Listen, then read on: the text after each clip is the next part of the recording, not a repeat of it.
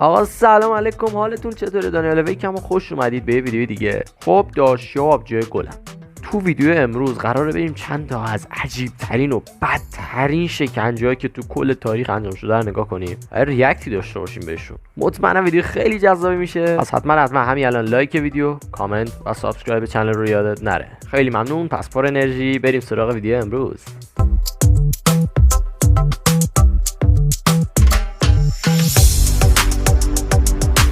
خب رفقا بریم سراغ اولیش. و قبل از اینکه بریم سراغ اولی بهتون میگم که این شکنجه‌ای که الان با هم می‌خوایم بخونیم رفیقم منو فرستاده. یعنی اینکه من تا حالا اینا رو نخوندم و اصلا نمیخواستم جالب بودن و عجیب بودنشون برام بپره. میخوام با شما بخونم و اینکه اگر توپقی چیزی وسط ویدیو بود به بزرگی خودتون ببخشید و بدونید که به خاطر همین موضوعه.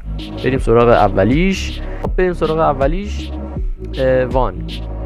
این نوع شکنجه با نام نشستن در وان هم شناخته می شود. فرد بیچاره در حالی که فقط سر وی بیرون از وان چوبی قرار دارد درون وان نشانده می شود. به این ترتیب امکان حرکت از او گرفته می شود. خب این شکنجه نیست. خوبه که بعد از آن شکنجه دنده صورت قربانی را با مخلوط شیر و عسل می پوشد. وای وای وای وای. این کار پس از مدت کوتاه مگس ها را در صورت قربانی جمع و شروع به خوردن مخلوط شیر و عسل می کنند. در صورت شکنجه دائما به قربانی غذا میخورانده می شود و این کار باعث می شود که بعد از مدتی وان چوبی از مدفوع قربانی پر شود. بعد از گذشت چند روز کرم‌ها نیز پدیدار شده و بدن قربانی را اون پایین خیلی همچین. حالا خدا رو شکر الان دیگه دور زمانه اینجور شکنجه ها دیگه گذشته هستن، الان شکنجه میدن اصلا بعد، ولی خب خدا رو شکر همچین چیزی اصلا گذشته داستانش و اصلا دوست دارم دیگه همچین چیزی برگرده. خب رفقا بریم سراغ دومی. گفته که گاو برنجی. نام دیگر این شکنجه گاو سیسیلی می باشد که برای اولین بار در یونان باستان ابداع شده است. در این روش یک تکه بزرگ از فلز برنج را ذوب کرده و آن را به شکل یک گاو می سازند. این گاو تو خالی بوده و امکان ورود و خروج اشیا به داخل آن وجود داشته است. قربانی را درون گاو قرار داده و آن را قفل می کنند. سپس آتشی را زیر شکم گاو روشن کرده و اجازه میدن که حرارت آتش گاو را داغ و سوزان کنند. خوندن من ببین، من سطح بالایی، خب من با کلاسم خوندنم خیلی قویه. شرمنده خلاصه. سپس آتشی را زیر شکم گاو روشن کرده و اجازه میدن که حرارت آتش گاو را داغ و سوزان کند. با این کار فرد قربانی درون گار نمیدونم زنده کباب میشد و صدای زیاد جان خود رو از دست میداد. گاو رو طوری طراحی کرده بودن که صدای قربانی در حال سوختن به شکل صدای قررش گاو نر به گوش تماشاچی و آخه بی وجوده. چجوری جرأت میکنید همچین چیزی ببینید؟ رو زنده داره کباب میشه بعد تو واقعا خدا رو شکر که دیگه به اون نسل نیستیم و یه سری چیزا کلا رفته. داداشا آبجیا عزیز بریم سراغ بعدی. 4 میل کردن. این اسم خیلی باحالی هم داره. این روش یک نوع اعدام از طریق شکنجه است. در این روش قربانی را مجبور میکنند به روی یک چوب تیز و کلفت بنشیند. به سپس این چوب را به صورت عمودی قرار میدن. این کار باعث میشود که چوب به صورت آهسته و با وزن بدن خود قربانی وارد بدن وی شود. اینجا چه دقت کنید.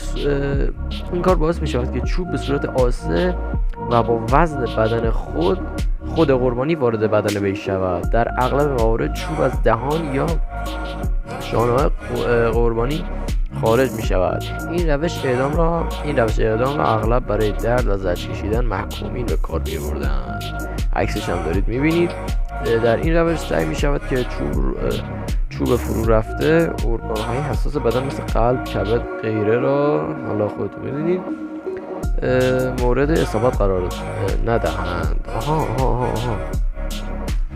الان فهمیدم اینا رو مورد اصابت قرار نمیدن تا یارو بیشتر زجر بکشه. این آموزایی بی وجود بیشتری زنده آن کرد. اینم عکسشون پایین هست دارید میبینید، مشاهده میکنید.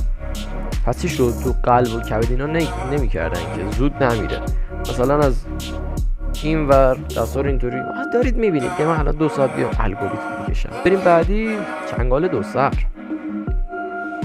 این وسیله از یک تکه فلز، یک پارچه که 2 سر آن به شکل چنگال تیزه ساخته شده است که به یک بند چرمی متصل است. یک سر این وسیله زیر چانه فرد، یعنی اینجا، و دیگر آن روی جناق سینه وی قرار می گرفته است. اینم عکسش هست اون پایین. از بند چرمی نیز برای بستن و محکم کردن وسیله روی گردن قربانی استفاده می شده است. با این وسیله اگر سر قربانی کمی پایین بیاید، گلو و سینه وی شکافته شده و باعث زجر کشیدن وی می شود. خدا رو شکر دیگه نسل قدیم نیستیم، شکنجه اینطوری نیست.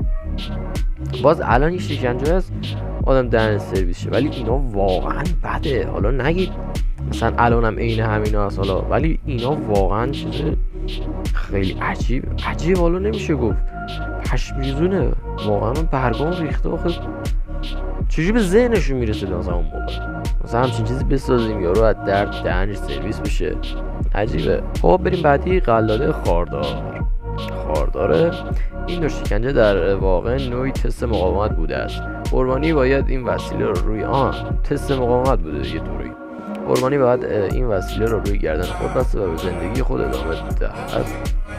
البته وجود این وسیله روی گردن زندگی معنی نداشته، چرا که امکان غذا خوردن، خوابیدن و پایین آوردن سر برای قربانی وجود نداشته است. این وسیله حقیقتا با جنس فلز و یا چوب ساخته. پشمام، مثلا اینو می‌بستم دور گردن یارو ببینم چقدر مقاومت داره. بعد یارو اصلا نمیتونست آب بخوره، نمیتونست غذا بخوره، نمیتونست بخواب اصلا. واقعا پشمام، چیز خیلی پشمیزون و عجیبیه. بریم بعدی، بارانی از جنس سرب. اینو شنیده بودم، خیلی لشکه. این وسیله عموما با سرب مذاب، آب یا روغن جوش پر می شده است. شکنجهگر ماده مذاب را به صورت قطره روی شکم و یا سایر قسمت‌های بدن قربانی مانند چشم‌ها می‌چکاندند. وای. برخورد این ماده مذاب با بدن قربانی باعث ایجاد درد زیاد و بعضاً مرگ وی خواهد بود. یه لحظه حالا دور از جونتون تصور کنید سرب داغ قطره بریزه رو بدنتون. حالا این بدبخت رو چشاش یارو ریخته. هم عکسش هست اینطوری، فکر کنم اینطوری بوده. بریم بعدی، فکر میکنم آخریش باشه، حالا نمیدونم، این رفیقم فرستاده. خرد کننده انگشتان. اقسام مختلفی از این وسیله وجود دارد، ولی عملکرد همه شبیه هم میباشد.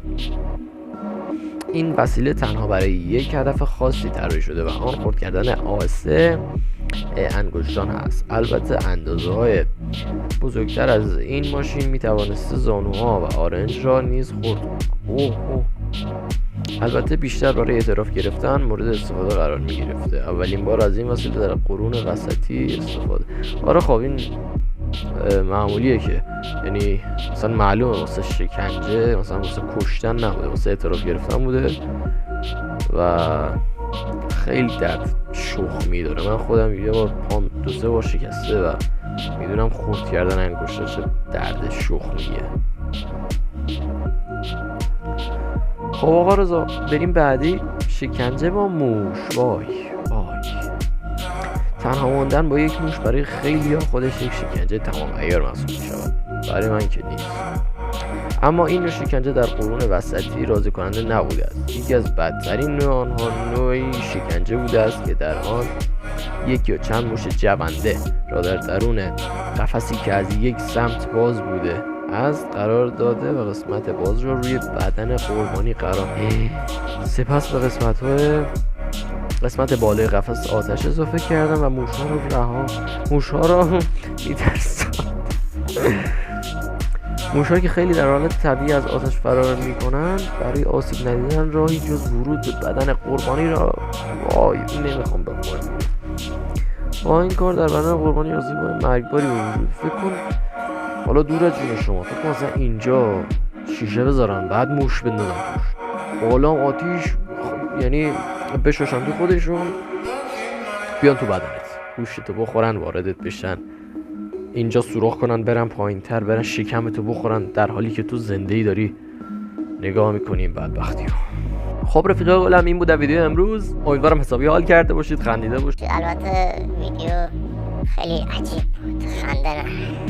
خلاصه که منظورم این بود که حال کرده باشید، با هم ویدیو رو تا آخر نگاه کرده باشید. اگر ویدیو خوشتون اومد حتما لایک ویدیو، کامنت و سابسکرایب رو بزنید. ممنونم ازتون. تا ویدیو بعدی، خدا نگهدار.